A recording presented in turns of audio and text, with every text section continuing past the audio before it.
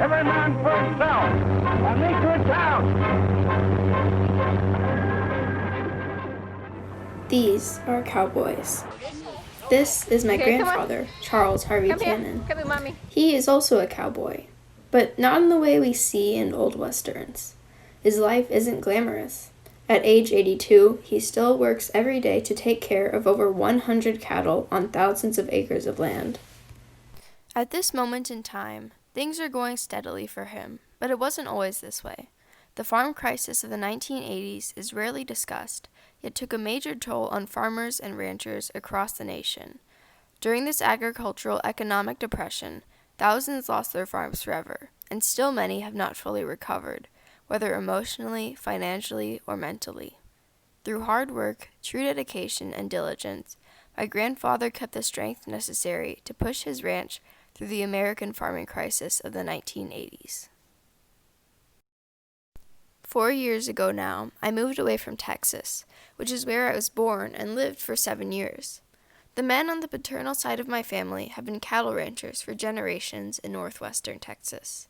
I was always intrigued by cowboy culture growing up, visiting my grandparents, going to cattle auctions, and just generally being a part of whatever was happening. But I was never able to truly comprehend what being a rancher entailed. Since moving away, I have been further separated from my family in Texas, as well as their stories. I've missed talking to my grandparents, since I see them only once or twice a year, but I never had anything pushing me to reach out. So when we first found out about this project in the beginning of the semester, my mind went to my grandfather. To tell his story, we need to go back. All the way back to 1937, when he was born on a ranch in Crosby County to a family that was still experiencing several after effects from the Great Depression. Life was rough, but that was natural in the country. He started working full-time on his father's land as soon as he graduated high school, though he had already been helping out since he could walk. At the age of 22, he married Ineta Kidd. In 1960, they had twins, and 5 years later, another son. By that time, they had a variety of animals, including horses, cows, and chickens, and grew some crops, but mostly for personal use. As the 70s approached, agricultural prices began to rise. Farming was becoming increasingly popular, and more people began taking out loans to buy new land, equipment, and irrigation. Banks carelessly loaned out money, ignoring signs of a potential crash and fueling inflation. However, as everyone bought onto this idea, overproduction became a problem, and prices plummeted.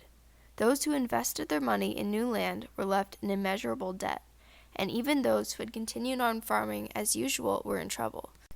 The 2016 article, Taking a Look Back at the 1980s Farm Crisis and Its Impacts, by Kurt Lawton, the editor-in-chief of Farm Progress, was a useful source for me, especially since there are not many in-depth resources online on this topic. The article explains that Midwestern farmers were most affected.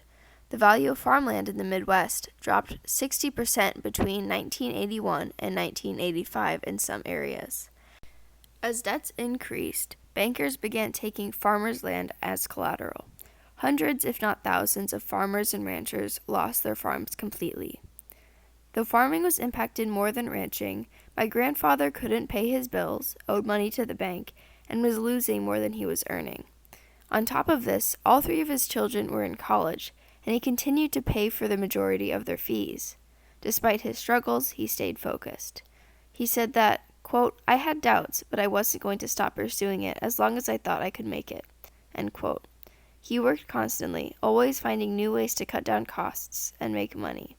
To fix his machines and feed his cattle, he would ask for broken machinery to use as spare parts and leftover byproducts from crop farmers, like the waste from cotton gins, which turned out to be really good, nutritious cattle feed. He was cautious with his money and had to be inventive. As the economy slowly recovered in the following years, along with some help from government programs, my grandfather was able to recover as well. With the hardships from the crisis fading away, he continued to farm, earning enough money to pay off his debts and become financially stable. I consulted my father when considering my grandfather as a potential topic. However, I asked my dad about the time my grandfather spent in Germany after World War II. About a decade after the war, he was a mechanic for an American base, but I soon learned that not much really happened in his year there. Then my dad brought up the economic crash from the 80s, knowing that it did a lot of damage. But since he had been in college during the time of the crash, he didn't know too much about what happened. My grandfather was my main source of information for this project, and I interviewed him twice through phone calls throughout my essay writing process. The first time we talked for around an hour and a half. I asked him all of my interview questions, taking notes on everything he said. The night after the first call, I received the second call, which was a surprise to me. After talking about his past in the first call, other memories had resurfaced that he thought might be useful. Though many of the topics he went over were not relevant to my actual topic, such as his childhood, what school is like for him, and other various life experiences, I enjoyed getting to know him better, especially since he is normally not much of a talker. Much of what I learned about him was information that even my father did not know. Since he was a rancher and was directly affected by the financial depression, his personal insights on his struggles on the crisis as a whole were extremely helpful in giving me a deeper understanding of the situation. Though he was not hit the hardest, he knew many whose lives are completely changed and can see how the crisis has also changed the way he conducts business today. I've always viewed my grandfather as a strong, thoughtful, and hard-working man, but since he doesn't talk about himself much, I never knew what made him become who he is. The crisis itself isn't commonly known by those not involved either, which my father credits to the fact that bankers managed the situation well, keeping the issue away from non-farmers. Not only was my grandfather's story hidden, but the crisis was partially covered up in American history as well. Getting information from my grandfather was surprisingly easy, though I had to try multiple days to catch him at a good time for the phone call. During one of the calls, I tried recording part of our conversation, but since it was unplanned, I only got the last 10 minutes, and the audio quality isn't great. If I could go back in time, I would make sure to record all of what he said, not only for the sake of the project, but also so I could have a record of his story.